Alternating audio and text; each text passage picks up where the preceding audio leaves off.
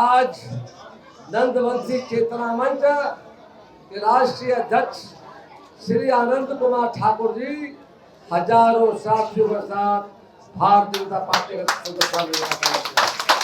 इनके साथ राजीव कुमार ठाकुर जी राष्ट्रीय संगठन प्रभारी, उमेश कुमार देव जी राष्ट्रीय प्रवक्ता, अशोक कुमार ठाकुर जी राष्ट्रीय महासचिव, डॉक्टर सत्य प्रसाद जी प्रदेश अध्यक्ष, गणेश कुमार चौधरी जी कानूनी सलाहकार सह वार्ड समिति प्रदेश के अध्यक्ष और बंगाल के प्रभारी श्रीमती संगीता प्रमाणिक जी और साथ ही साथ हम सबों के बीच नवादा से चलकर आकर जिनके साथ 12,648 महिलाओं को लगातार 8 वर्षों से अपने बीच ज्ञान गंगा फेडरेशन में बनाया जाता स्वावलंबी समिति इसवा में जिसके अध्यक्ष है श्रीमती सरस्वती कुमारी जी देवी जी, इनके साथ आनंद प्रकाश सिंह साहब आए हैं, संतोषी देवी झारखंड से आई है, मृत्युंजय जी है और अखिल भारतवर्षीय चंद्रवंशी क्षत्रिय महासभा के युवा नेता अपने गणेश कुमार सिंह जी भी बड़ी संख्या में यहाँ पर आकर के भारतीय जनता पार्टी के दृष्टि में आशा व्यक्त किया है। इनका हम पार्टी की ओर से स्वागत करते हैं, वंदन अभिनंदन करते हैं। साथ ही साथ लोकप्रिय नेता सुखदेव चंद्रवंशी जी प्रतिष्ठा प्रकोष्ठ भारतीय जनता पार्टी के सह संयोजक प्रदेश के हमारे जाते हैं। इनके द्वारा आशीष रंजन जी अध्यक्ष पार्टी के पुत्र यूनिवर्सिटी और शाही राज यादव जी पटना मेयर से जाकर के हैं सहित आज बड़ी संख्या में जाकर के यहाँ पर जिन लोगों ने सदस्यता ग्रहण की है भारतीय जनता पार्टी के प्रति आस्था व्यक्त किया करते हैं, इसका उल्लेख हमारे राष्ट्रीय अध्यक्ष और चंद्रवंशी चेतना मंच के नेता ने किया है, अध्यक्ष ने किया है। और कई लोग का विचार आएगा, शांति बनाए रखेंगे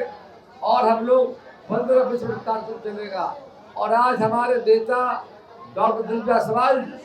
अचानक बैठक हो गई है और हमारी बात टेलीफोन पर आनंद जी के सामने हुई है और सहमति दिया था उन्होंने, लेकिन एनडीए जो हमारा अलायंस है करके उसकी अर्जेंट बैठक हो गई। सारे नेता आज बैठक कर रहे हैं करके हैं। हम उनके ओर से अपने प्रदेश के लोकप्रिय अध्यक्ष और हमारे द्वय डिप्टी सीएम हमारे जो है सम्राट चौधरी जी, विजय कुमार सिन्हा जी और हमारे बिट्टू भाई दलसानिया जो महामंत्री संगठन के हमारे हैं और राष्ट्रीय सह संगठन महामंत्री अपने नागेंद्र भाई जा करके हैं, इस सबों की ओर से मैं पूरी भाजपा परिवार को हम स्वागत करते हैं और भारतीय जनता पार्टी में सदस्यता लेने के लिए उनको हम बधाई देते हैं, धन्यवाद देते जा करके हैं। और कहना चाहेंगे भारतीय जनता पार्टी का शुरू से ही सबका साथ, सबका विकास, सबका विश्वास, सबका प्रयास सिद्धांत पर देश के आदरणीय लोकप्रिय प्रधानमंत्री नरेंद्र भाई मोदी की अगुवाई में आज देश आगे बढ़ रहा है। यह मैं पार्टी का सापड़ा काल नहीं देख रहा हूँ। जब जब समाज के अंतिम पावदान पर बैठे पिछड़ा, अति पिछड़ा, शोषित, वंचित, अनुसूचित जाति, जनजाति के लिए कोई बड़ा कदम उठाना जरूरी हुआ तो भाजपा ने उसमें आगे बढ़कर बेझिझक वो कदम बढ़ाया। चाहे मंडल कमीशन की सिफारिश 27% को लागू करने की बात हो, चाहे बिहार के पंचायत चुनाव या नगर निकाय चुनाव में महिलाओं को 50% आरक्षण देने की बात हो, पिछड़ा को 20% आरक्षण देकर देश का पहला राज्य बिहार है जहां हमारी सरकार ने देने का काम किया। जब जननायक कर्पूरी ठाकुर जी की अगुवाई में बिहार में जनता पार्टी की सरकार जब बनी थी, उस समय कैलाश पति मिश्रा हमारे नेता थे, वित्त मंत्री थे, उनके द्वारा बिहार के पिछड़ों के लिए जो आरक्षण लाने का काम किया गया था, उन समाज के सब वर्गों की चिंता की जाए। और जननायक कर्पूरी ठाकुर जी को काफी संघर्ष करना पड़ा था कि भारतीय जनता पार्टी का जनसंघ उनके साथ खड़ा था और हम लोगों ने कहा सरकारी नौकरियों में आरक्षण का समर्थन किया था। उसी तरह से भाजपा सदा आरक्षण के साथ खड़ी रही है। मैंने ही पंचायत चुनाव में पिछड़ों को आरक्षण देने की मांग विधानसभा में पहली बार जब मौका जब मिला था, हमने वहां पर जब भारत सरकार के द्वारा संविधान 74वां संविधान संशोधन की बात जब आई थी तो हमने सवाल को रखा था कि इस सरकारी नौकरियों में सरकारी नौकरियों में जिस तरह से हमारे कर्पूरी ठाकुर जी के नेतृत्व में और हम सबों ने आरक्षण दिया था, पंचायती राज में मिलना चाहिए। उस समय की सरकार थी, लालू प्रसाद की सरकार थी, उस बात को खारिज कर दिए। हम वोटिंग में हार गए, हम बैठे नहीं, हमारे नेता न्यायालय में गए और माननीय न्यायालय ने हमारे पक्ष में फैसला दिया। तब बिहार के समय की सरकार लालू यादव चले गए, सुप्रीम कोर्ट चले गए, मामला रुक गया, समय का इंतजार देख रहे थे। 2005 में जब हमारी सरकार